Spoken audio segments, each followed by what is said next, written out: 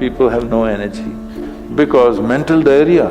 You eat bad food and then try to stop diarrhea, it's not going to work.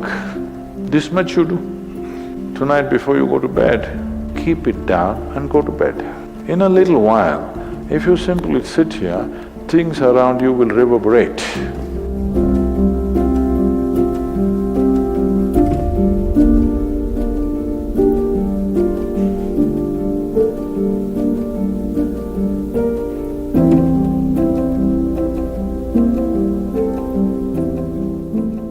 Is it possible to do it without using specific mudras, whatever? Yes. These are all small help, little assistance.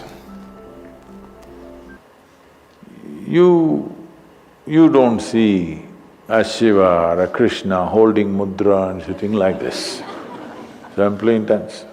Nor will you ever see me sitting like this. No, you will not see me practicing Shambhavi or this or that.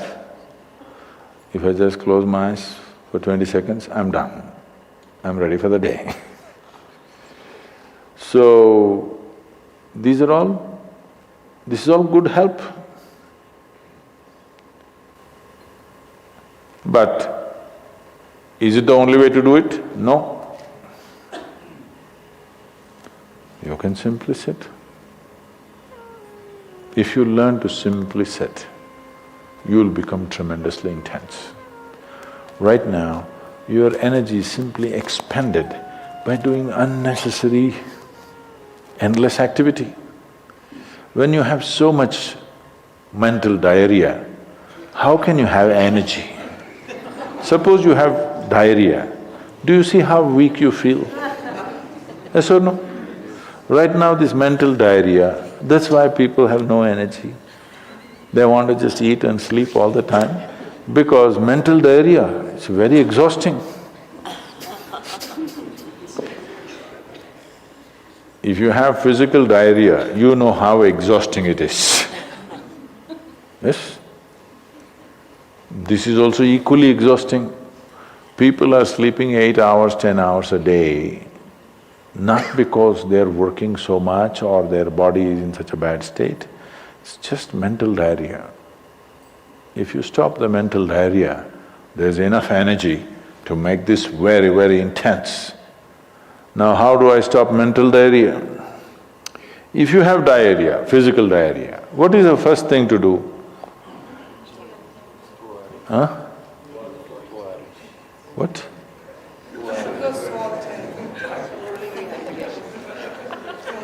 Yes, run to the toilet, I know that.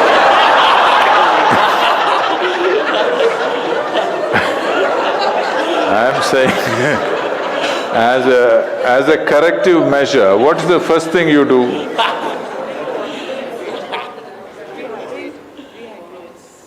No, as a corrective measure, what is the first thing you do? First thing is stop eating, right? Yes or no?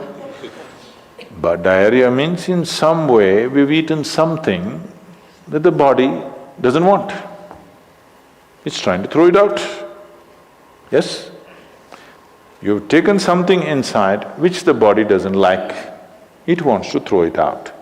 First thing is, stay away from food for some time.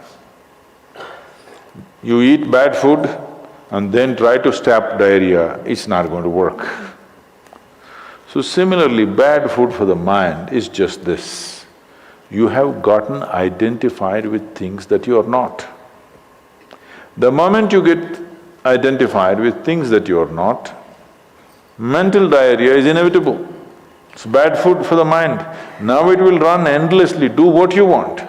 You do any damn meditation, you say Shiva, Rama, it's not going to stop. It's not stopped, isn't it?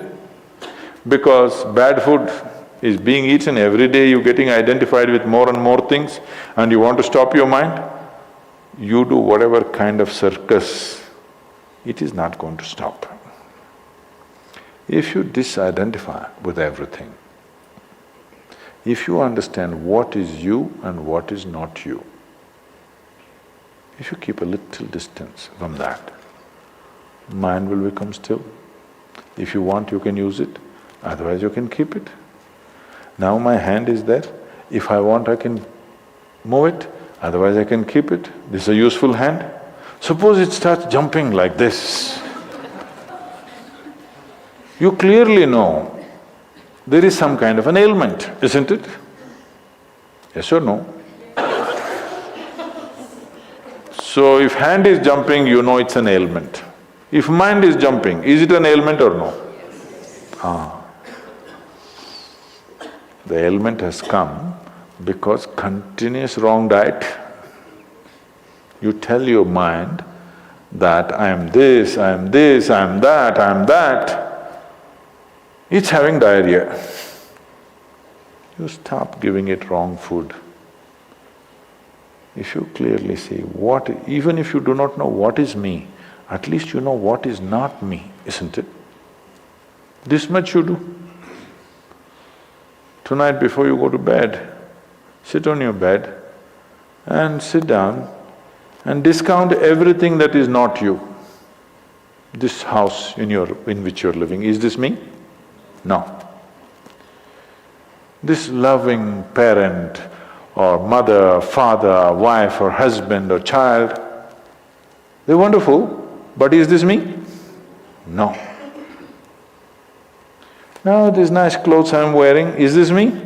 No. Now my body, I like it, but is this me? No.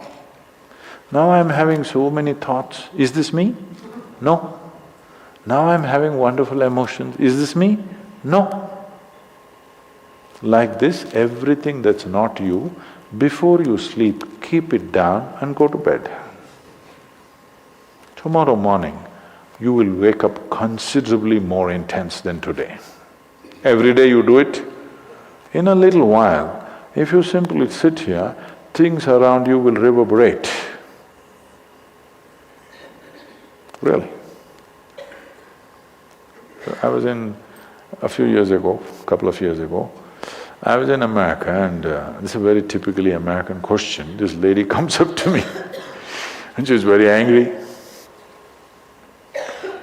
I've been doing this yoga for last 35 years, nothing happened.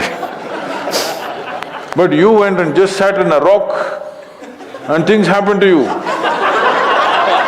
This is not fair. Where is the damn rock?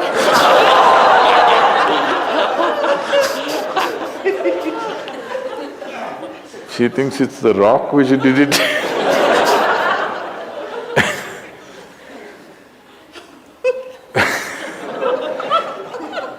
The only sadhana that I did in my life is, right from my very early age,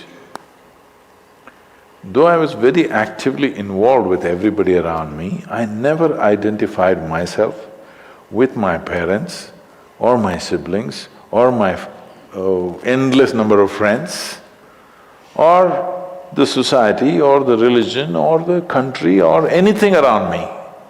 Never identified. Not that I was not involved, I was very involved, very active. Even today I'm very active and involved, but not identified.